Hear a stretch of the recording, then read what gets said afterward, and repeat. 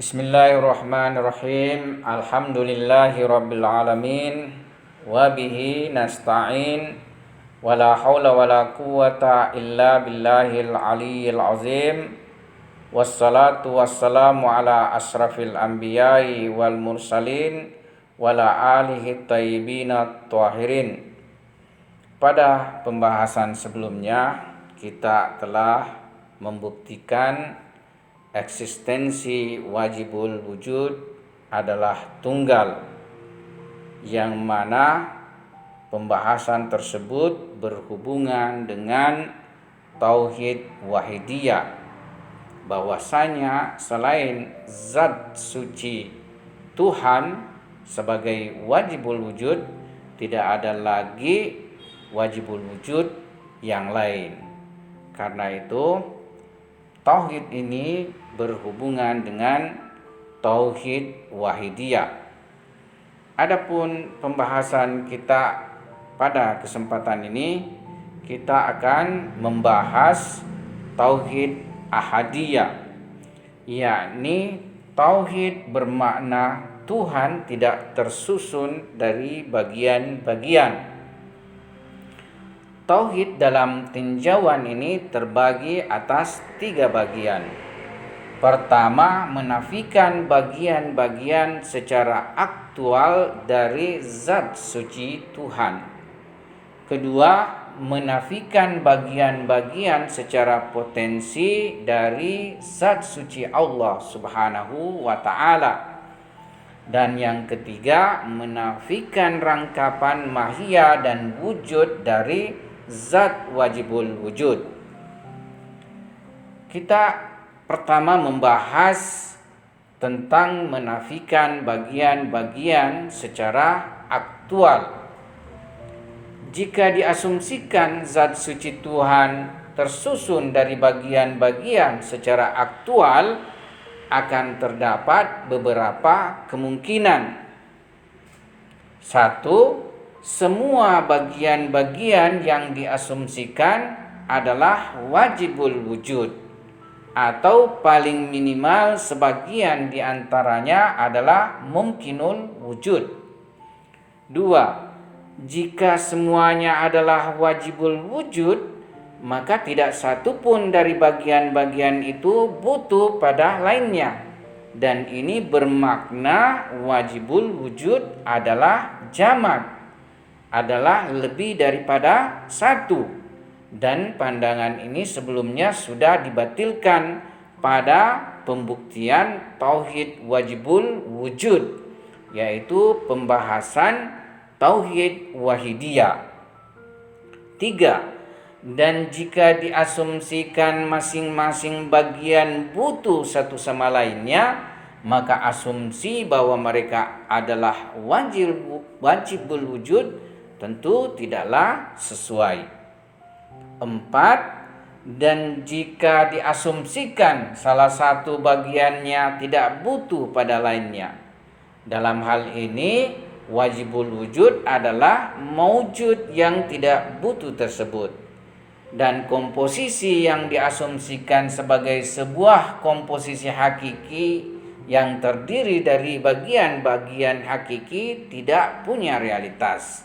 Sebab setiap susunan hakiki butuh pada setiap bagian-bagiannya, dan masing-masing bagian butuh satu sama lainnya dalam membentuk keseluruhan.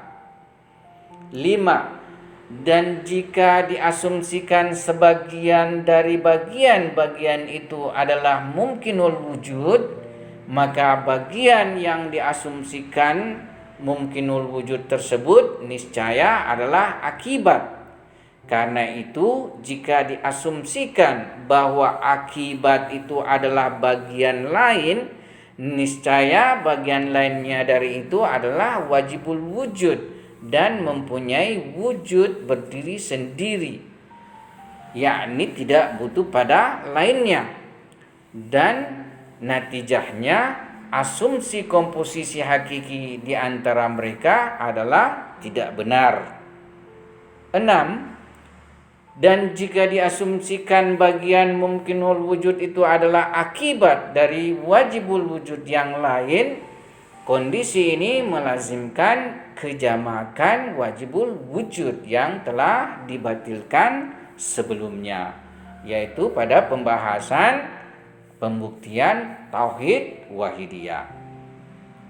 Oleh karena itu, dari uraian kita di atas, maka diperoleh konklusi bahwa zat wajibul wujud mustahil terangkap dari bagian-bagian secara aktual. Dan pandangan argumentatif ini membatilkan seluruh pandangan yang mengkonsepsi Tuhan dalam bentuk punya rangkapan. Entah rangkapannya 2, 3, 4, dan atau lebih banyak dari itu. Kemudian kita akan membahas kedua daripada pembahasan tauhid ahadiyah ini, yaitu menegasikan bagian-bagian secara potensi, tempat, dan zaman.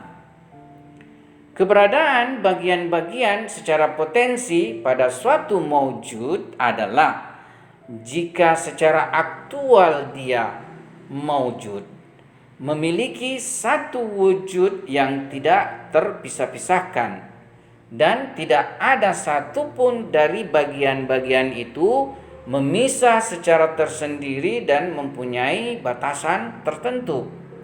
Tetapi akal memiliki kemampuan untuk mengurai dan memisahkan mereka satu sama lain secara terpisah-pisah. Dan ketika hal ini dilakukan akal, maka satu maujud itu berganti dengan beberapa maujud, di mana masing-masing dari mereka memiliki wujud sendiri-sendiri dan batasan-batasan tertentu. Misalnya, sebuah tali yang secara aktual mempunyai panjang 10 meter.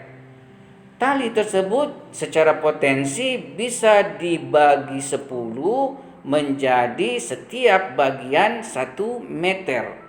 Karena itu ketika tali tersebut dibagi-bagi menjadi 10 bagian, maka terwujudlah 10 tali secara aktual yang panjangnya 1 meter. Dan hilanglah tali yang 10 meter tadi. Karena itu bagian-bagian secara potensi ini jika dapat dikumpulkan menjadi satu maujud, ini bermakna maujud tersebut tersusun dari bagian-bagian yang mempunyai rentang tempat, panjang, lebar, dan volume. Dan jika tidak dapat dikumpulkan, tetapi masing-masing bagian akan muncul setelah berlalu bagian yang lain, ini bermakna ia memiliki rentang waktu. Dan kedua macam rentang tersebut hanya terdapat pada wujud jisim, yaitu benda materi. Oleh sebab itu, menegasikan bagian-bagian secara potensi dari Tuhan pada dasarnya menegasikan jismiyah, kejisiman atau kematerian dari zat suci hak subhanahu wa ta'ala. Dan ini juga melazimkan penafian tempat dan waktu dari zatnya. Dan adapun argumen penafian atas bagian-bagian secara potensi dari zat wajibul wujud ini adalah sebagaimana telah dijelaskan bahwa suatu maujud yang mempunyai bagian-bagian secara potensi, secara akal dapat menerima pembagian menjadi beberapa maujud lainnya. Dan hasilnya berarti dapat menerima kelenyapan. Padahal wujud wajib adalah daruri, adalah niscaya dan tidak menerima kemusnahan. Oleh karena itu mustahil zat wajibul wujud mempunyai bagian-bagian secara potensi, dan mustahil ia berada pada tempat dan zaman, karena semua itu merupakan kelaziman dari jisim yang merupakan paling rendahnya wujud serta paling terbatasnya wujud dari wujud-wujud mungkin. Ketiga daripada pembahasan ini atau bagian ketiga adalah menegasikan bagian-bagian analitik. Para filosof ilahiyah Islam memiliki suatu pembahasan yang mereka beri nama menegasikan mahiyah dari wajibul wujud. Dan mereka berdalil dengan argumen-argumen, yaitu sisi mahiyah adalah sisi tidak tercegah dari ada dan tidak ada. Dan sisi semacam ini mustahil pada zat suci Tuhan. Sebab Tuhan zatnya adalah niscaya ada, daruri ada. Sebab bukan mungkinul wujud tetapi wajibul wujud. Dengan kata lain, mahiyah dan mumkinul wujud adalah identik sama. Karena itu sebagaimana sifat mungkin tertutup untuk Tuhan, begitu juga mahiyah tidak ada jalan bagi zat suci Allah Subhanahu wa taala. Berdasarkan asas hikmah muta'aliyah, argumen di atas bisa dalam bentuk lebih sempurna seperti ini. Mahiyah atau kuiditas itu sendiri diperoleh dari batasan wujud-wujud terbatas dan merupakan lokus di mana mawjud-mawjud terbatas dapat tercetak dalam suatu konsepsi. Sebab wujud Tuhan adalah bersih dan suci dari segala bentuk keterbatasan, maka mustahil dapat dikonsepsi kuiditas atau mahiyah bagi zat suci Allah Subhanahu wa taala. Kesimpulan dari uraian di atas bahwa akal hanya mampu mengurai dan menganalisis terhadap dua sisi, yakni mahiyah dan wujud pada mawjud-mawjud terbatas dan punya sifat mungkin. Dan adapun wujud Tuhan adalah wujud murni dan tidak terbatas. Sebab itu akal sama sekali tidak mampu menisbahkan satu kuiditas pun terhadap Allah Subhanahu wa taala.